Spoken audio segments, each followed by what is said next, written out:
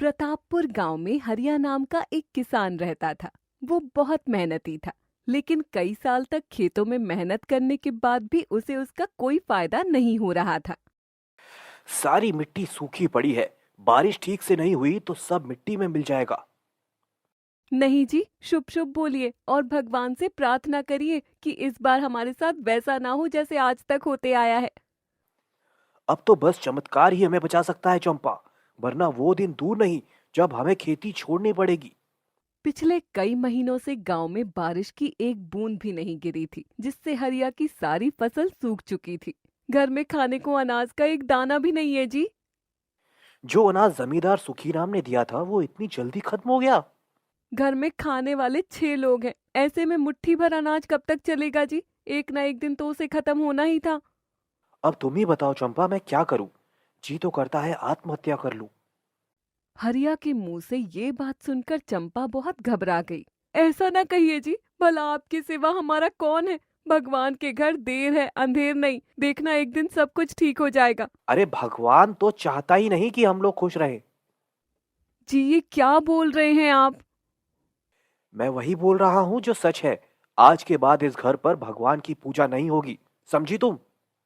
हालात का मारा हरिया अगले दिन जमींदार सुखीराम के घर कुछ पैसों के लिए गया, लेकिन जमींदार सुखीराम उल्टा उस पर गुस्सा हो गया। अबे हरिया, तू फिर आ गया।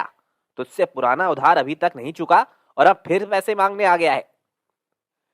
मालिक, कुछ दिन की मोहलत दे दीजिए। घर में खाने को कुछ भी नहीं है। मैं बहुत जल्द आपकी पाई पाई लौटा दूंगा। अच्छा, तू किसान है, फसल नहीं उगती, मुंह उठाकर बार बार मेरे पास पैसे मांगने चला आता है। जा, पहले पिछला हिसाब चुका, फिर बात करना। बच्चे भूखे हैं मालिक, थोड़ा सा अनाज या कुछ पैसे दे दीजिए। मैं आपके हाथ जोड़ता हूँ। भाग यहाँ से हरिया, वरना अपने आदमियों को बुलाकर तेरी हड्डी पसली एक कर दूंगा। दोबारा यहाँ दिखाई मत देना, भिखारी कहीं का। जमींदार सुखीराम ने भी हरिया को बेइज्जती कर अपने घर से भगा दिया था, जिसके बाद उम्मीद खो चुका हरिया गांव के मुखिया भीम सिंह के घर पहुंचा। क्यों रे हरिया, बोल कैसे आना हुआ? मुखिया जी, मदद चाहिए थी। घर में अनाज का एक दाना नहीं है। खेत सूखे पड़े हैं और अब तो जमींदार ने भी भगा दिया। सुना है गांव में कई खेतों की यही हालत है। फिलहाल तू बैठ और पानी पी। मुखिया जी, बस कुछ दिन का सहारा मिल जाता तो मैं अपने परिवार का पेट भर लेता। मैं बहुत उम्मीद से आपके पास आया हूं मुखिया जी। हरिया, देख, मैं भी गांव का ही आदमी हूं। तेरे दुख समझता हूं, पर सीधे पैसे देना मुश्किल है। हाँ, मैं पंचायत से इस बात को रखूंगा। अब पंचायत का जो फैसला होगा तुझे मानना पड़ेगा।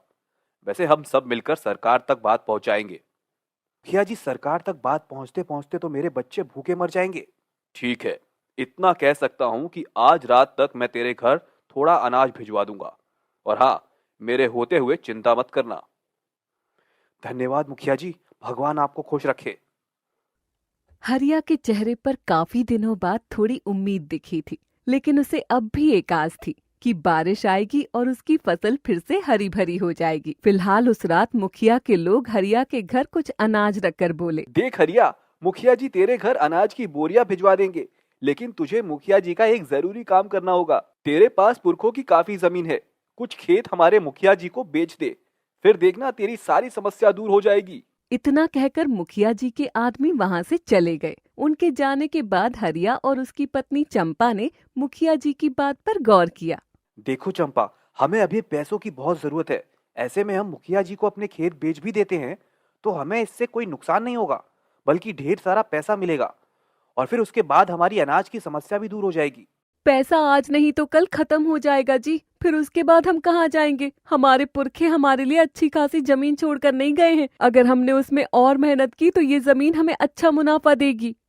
इतने सालों से मैं खेती करके थक चुका हूँ, अभी तक कोई ढंग की फसल नहीं हुई। फिर भी तुमने इस खेती से झूठी उम्मीद लगा रखी है।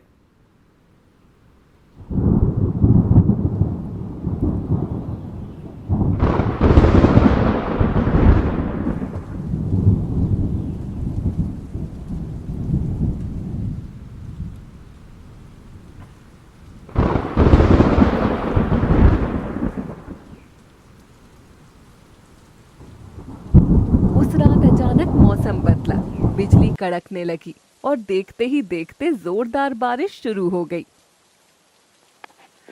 चंपा देखो, पानी बरस रहा है। इतनी तेज बारिश, ये तो चमत्कार हो गया चंपा, चमत्कार। भगवान ने हमारी सुन ली जी, अब तो हमारी फसल हरी भरी हो जाएगी। पर अगले कुछ दिन तक बारिश रुकने का नाम ही नहीं ले रही थी। खेतों में बहुत पानी भर गया, सारी मिट्टी दलदल बन गई थी और इस तरह कई दिनों तक ज्यादा बारिश होने से कुछ ही दिन में हरिया की सारी फसल बर्बाद हो गई।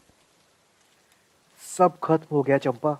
पहले तो कई महीनों तक बारिश की एक बूंद नहीं गिरी, लेकिन अब इतनी बारिश हो गई कि मेरी सारी फसल बर्बाद ही हो गई। आप सही कहते थे जी, लगता है भगवान ने भी हमारी किस्मत में दुख ही दुख लिखे हैं। अब कुछ नहीं हो सकता चंपा, कुछ नहीं हो सकता अब।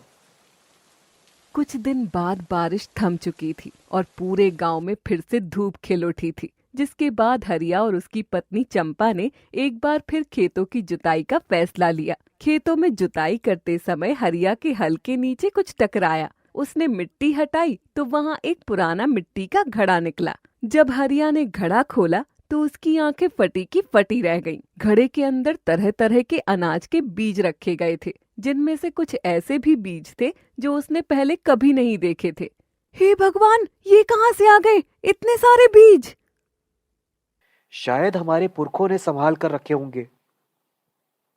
आश्चर्य की बात है जी, घड़ा सालों पुराना लगता है लेकिन इसके अंदर के बीज अभी भी सुरक्षित हैं। मैं तो कहता हूँ आज इन्हीं बीजों की बुआई कर देते हैं, फिर देखते हैं क्या होता है। हरिया और चंपा ने बिना समय गवाए वो बीज अपने खेतों में बो दिए। फिर कुछ महीने बाद हरिया के खेतों में चारों तरफ हरियाली छा गई। उसकी फसल इतनी बढ़िया हुई कि पूरा गांव हैरान रह गया। अरे वो देखो, हरिया की फसल तो लहरा रही है। इतनी अच्छी फसल किसी के यहाँ नहीं हुई जितनी इस हरिया के यहाँ हुई है।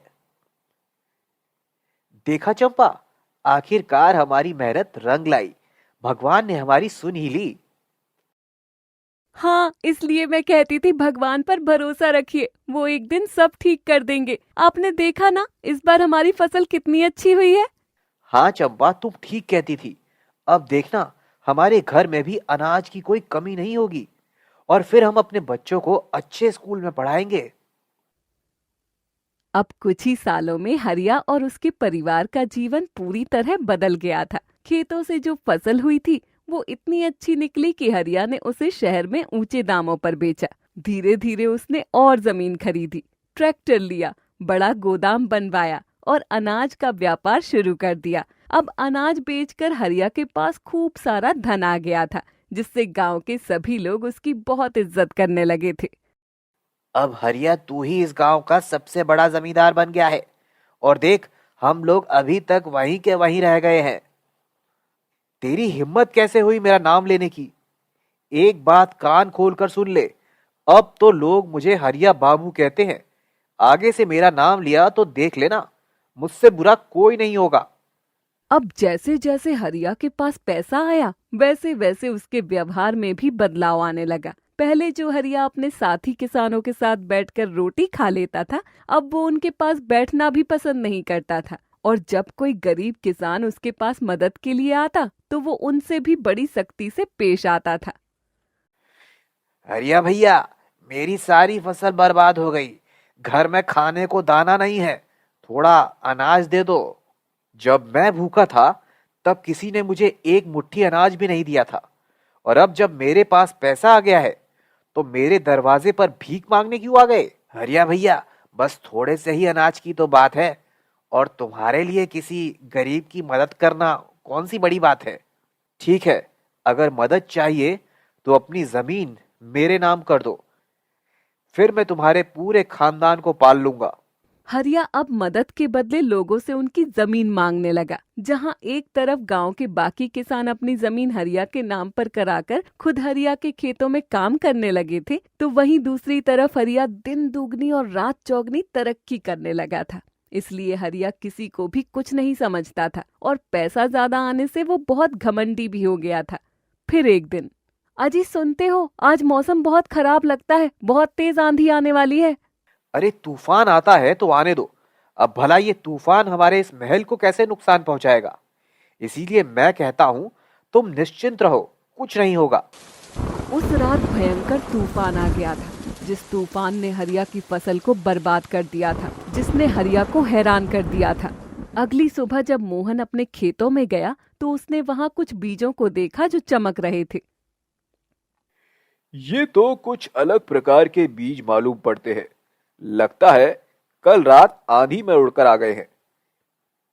मैं एक काम करता हूं, इन सभी बीजों को इकट्ठा कर लेता हूं। मोहन ने उन बीजों को इकट्ठा किया और कुछ समय बाद उन्हें अपने खेतों में बो दिया। कुछ महीनों बाद मोहन की बहुत अच्छी फसल तैयार हो गई, जिसे देखकर मोहन बहुत खुश हुआ।